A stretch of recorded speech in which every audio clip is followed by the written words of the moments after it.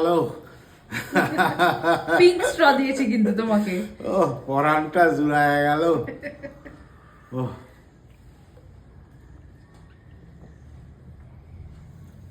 দারুণ।